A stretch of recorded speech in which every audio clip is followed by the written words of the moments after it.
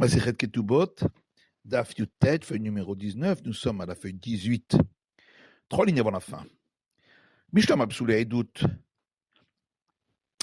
Malvé Gouffé, Meikara, Midak Dayek, ou Mertam. On comprend pourquoi, dans le cas où les témoins disent, effectivement, nous avons signé, mais nous étions inaptes à témoigner. D'après Rabbi Meir, on ne les croit pas, parce que l'emprunteur lui-même, avant de faire signer les témoins, il vérifie qu'ils ne soient pas inaptes à témoigner pour les faire signer. Ktanim Nami, et s'ils disent qu'ils étaient mineurs, qui dit Rabbi Shimon ben Lakish, on comprend qu'ils ne sont pas crus, selon l'explication de Rabbi Shimon ben Lakish, d'Amar Resh Lakish, car Resh Lakish a dit Chazaka en aidim chotmim alashta elaim ken naase begadol, qu'il y a une présomption que les témoins ne signent sur un acte que si ils étaient eux-mêmes majeurs. Donc c'est pourquoi ils ne sont pas crus. Et là, nous si maïtama. Mais lorsqu'ils ont dit qu'ils étaient forcés, pourquoi on ne les croit pas d'après Rabbi Meir? Amar Frizda, que ça va Rabbi Meir, ilim shamru lahem chitmu sheker val tahargu, yargu vale chatmu sheker. Rabbi Frizda dit, Rabbi Meir pense que des témoins auxquels on dit de signer à faux afin qu'ils ne soient pas tués, en général, ils se laissent tuer plutôt que de signer à faux. C'est pourquoi eux, quand ils disent qu'ils ont signé à faux, c'est que ils se considèrent comme des mécréants et on ne les croit pas.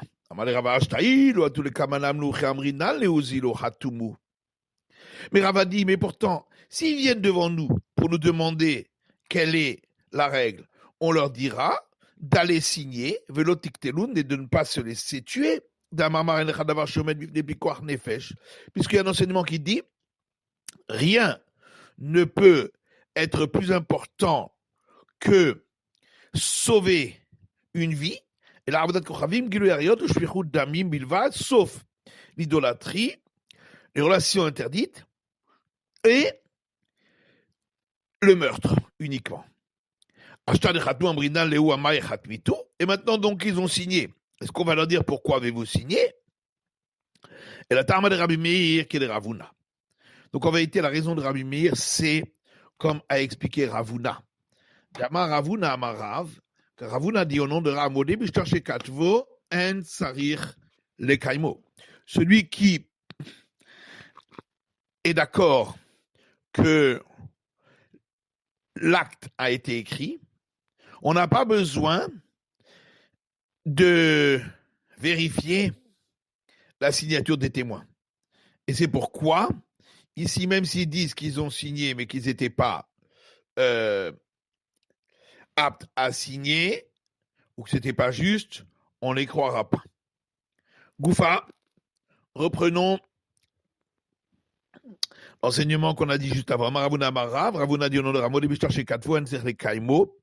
si on est d'accord que l'acte a été écrit, il n'y a pas besoin de vérifier les signatures. Amalé Rav Nachman Genouvé la Malach. Mais, dit Rav Nachman, qu'est-ce que tu as besoin de plagier un enseignement? Si tu penses que Rabbi Meir est malach et Rabbi Meir, dis qu'on suit l'avis de Rabbi Meir. Amalomar et Chisvirale. Alors il a dit, toi, alors comment tu statues dans un cas pareil? Amalek à tous les kamans de Dina. Il m'a dit, lorsque ils arrivent devant le tribunal, dans tous les cas, on leur demande de certifier l'acte et ensuite de venir pour le règlement du litige devant le tribunal. Et c'est pourquoi, en fin de compte, c'est pas parce que il est d'accord que l'acte a été écrit que ça veut dire que il n'a pas besoin d'être certifié. Dans tous les cas, ça doit être certifié s'il dit, par exemple, qu'il a payé. Ravida dit, celui qui dit, c'était un acte qui a été écrit pour un emprunt qui aurait lieu plus tard, et donc ça a été fait en toute confiance entre les deux. On ne le croit pas. Des Kamaman, qui c'est qui a dit ça? Il est Madekama Lové.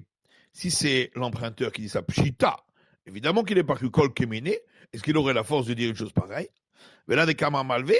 Alors, c'est le prêteur qui a dit ça, t'as voilà bracha. Au contraire, qu'il lui vient une bénédiction s'il est d'accord qu'il n'y a pas une emprunt. Et là, des Kamré Edim.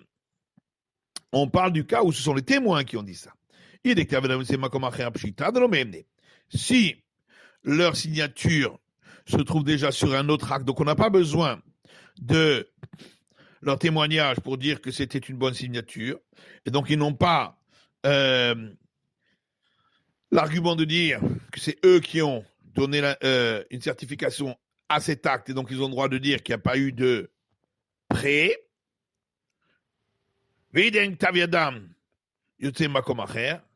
Et si, par contre, leur signature n'existe pas ailleurs, pourquoi on ne les croit pas? Rava répond, on parle ici que c'est l'emprunteur qui dit cela. Et ça suit la vie de Ravuna. Ravuna dit au nom de Rav que, à partir du moment où ils sont d'accord que l'acte a été écrit, ça n'a pas besoin d'être certifié, et donc le prêteur n'aura pas besoin d'apporter une attestation des signatures. C'est ça qu'on vient nous apprendre. Abaye lui dit, on peut toujours dire que c'est le prêteur qui a dit cela. Et malgré tout, il n'est pas cru, parce qu'on parle d'un cas où lui-même devait de l'argent à d'autres, et donc ce prêt-là aurait dû être utilisé pour qu'il paye ce que lui doit à un autre. Qui est Rabbi Nathan, comme dit Rabbi Nathan de Tania, Kaïm Braïta qui dit Rabbi Nathan Omer, Rabbi Nathan dit Minaïn Lenoshe Bechaviro Mané. D'où sait-on que celui qui a prêté à un autre la somme d'un mané, Bechavero, Bechavero, et cet autre-là a lui-même prêté à un autre la même somme. Minaïn Shimotzin Mise Venotineze. D'où sait-on qu'on fait sortir du premier pour donner au troisième par transitivité? Talmud Omar, parce qu'on trouve dans un verset, dans les nombres, Nathan Asher Hachamlo, il donnera à celui à qui il doit à lui. Du mot à lui, on apprend cela. Ravashi Ama, Ravashi dit l'Orlan de Kamré Edim. En vérité, on parle que ce sont les témoins qui ont dit cela. Et il n'y a pas d'autre signature de ces témoins qu'on trouve ailleurs. Tu as demandé, mais pourquoi ils ne sont pas crus? Qu'il Rav Kahana. Ça suit l'enseignement de Rav Kahana. Rav Kahana, sur la dame chez Yashish Taramana, Betor Beto, car Rav Kahana dit un homme n'a pas le droit de laisser chez lui un acte dont la transaction n'a pas eu lieu encore. Mishum Shenema, parce qu'il est dit Al Tashken Baolecha Avla, ne laisse pas résider dans ta maison une faute. Et c'est pourquoi les témoins, s'ils avaient vraiment signé cela, ils seraient considérés comme des mécréants et on ne croit pas. Avant Rav Shel Bred Ravidi, Rav Shechet, fils de Ravidi, dit Shmarmina, Mid Rav Kana, nous apprenons Rav Kana, et dit Shamru Amana Yodevarenu, que des témoins qui ont dit le témoignage que nous avons donc certifié, c'était juste pour une transaction plus tard qui n'a pas encore eu lieu. Un émanim, on n'y croit pas. Pourquoi? Parce qu'étant donné que c'est une faute, on ne considère pas qu'ils vont signer pour une faute. Amar Rabbi Ben Levi, Rabbi Shua Ben Levi, dit un homme n'a pas le droit de laisser chez lui à la maison un acte qui a déjà été payé. Parce qu'il est dit dans le livre de Job, Al tashken be'aholecha avla. Ne fais pas résider dans ta tente une iniquité. Be'ma'arava bishmei de Rav, Amré, à l'ouest, en Israël, au nom de Rav, on apporte un autre verset. In aven be'adecha, si tu as une faute dans ta main, achikehu, repousse ça. Zeshtaramana, il s'agit d'un acte pour une transaction qui n'a pas encore eu lieu, ou shtar pasim, ou d'un acte qui a été fait avec complaisance. Vatashken ba'olecha avla, zeshtar parua. Et quand il est écrit dans l'autre partie du verset ne fait pas résider dans ta tente une iniquité, il s'agit d'un acte qui a déjà payé. Celui qui dit que c'est interdit de laisser un acte déjà payé, à plus forte raison, un acte pour une transaction qui n'a pas encore eu lieu. Et celui qui dit pour la transaction qui n'a pas encore eu lieu que c'est interdit, peut-être qu'il n'interdit pas l'acte qui a déjà été payé, des inines de machele à pchit et de safra, parce qu'il peut arriver qu'on le laisse encore chez soi pour, avec cela, prouver que l'emprunteur doit aller payer le règlement du scribe qu'il a écrit. Itmar, il y a un enseignement qui dit Sefer Sheino Mugé, un rouleau de Torah qui n'a pas été corrigé. Amar Rabbi Ami Adla Medium Mutalish Hoto. Rabbi Ami dit jusqu'à 30 jours, on a le droit de le laisser ainsi. Mikal Velach Asur Lish Hoto.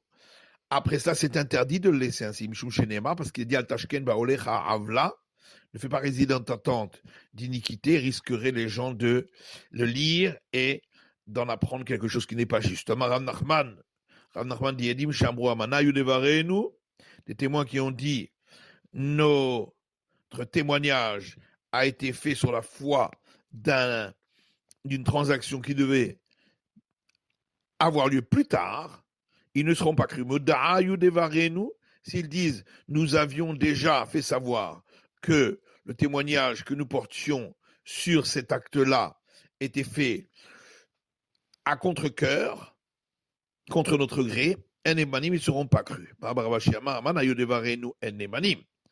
dit, s'ils disent que c'était pour une transaction qui n'avait pas encore eu lieu, on ne les croit pas. Mais s'ils disent que c'était parce qu'on avait été forcé et qu'on l'avait fait savoir, on les croira. Pourquoi? Parce que dans le premier cas, c'était interdit d'écrire ce type d'acte, mais dans le second, c'était permis puisqu'ils ont été contraints et forcés. Rava demande à Rav Nachman. S'ils disent, nous avons témoigné, mais il y avait une condition qui avait été donnée. Peut-être que dans le cas, effectivement, où ils ont dit, nous avions dit que c'était contre notre gré, qu'on avait été forcé, ou que la transaction n'a pas encore eu lieu. La raison pour laquelle on ne les croit pas, c'est parce qu'ils enlèvent toute foi à l'acte. Ici aussi, si la condition n'a pas été accomplie, eh bien, l'acte est invalidé. Ou bien on va dire peut-être que la condition c'est autre chose, ce n'était pas écrit dans l'acte, et donc il n'invalide pas l'acte.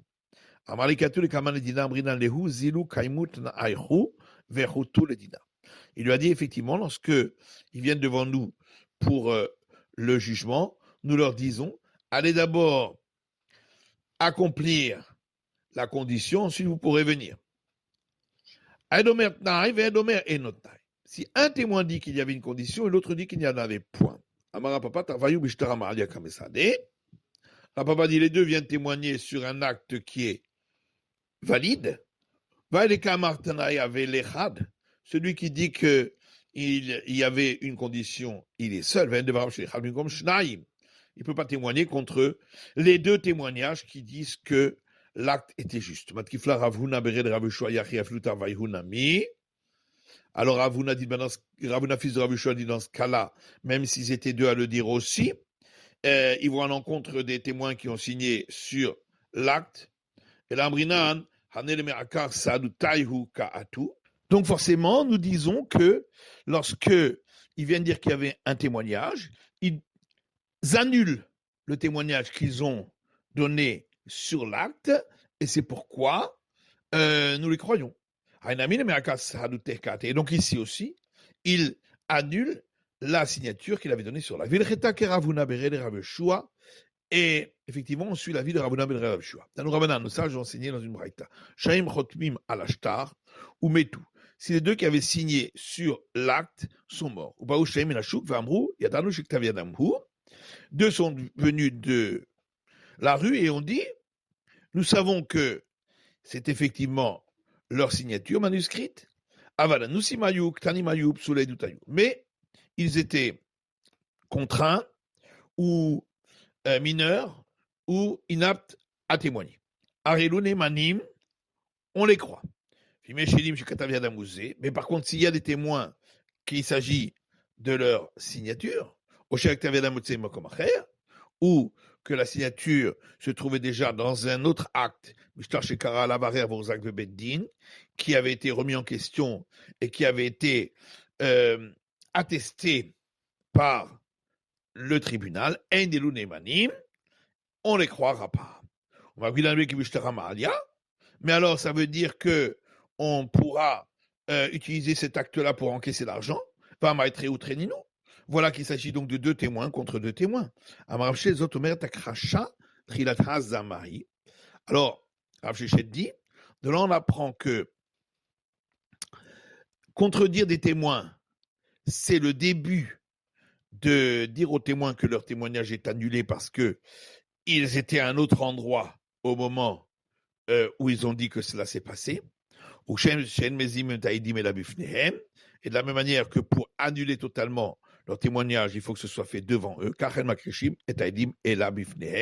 De même, on ne peut pas contredire des témoins si on n'est pas devant eux. Or ici, ils sont morts. C'est pourquoi on ne tient pas compte de ces témoins qui viennent les contredire. C'est la fin de l'étude de la feuille numéro 19 du DAF Yud Tet.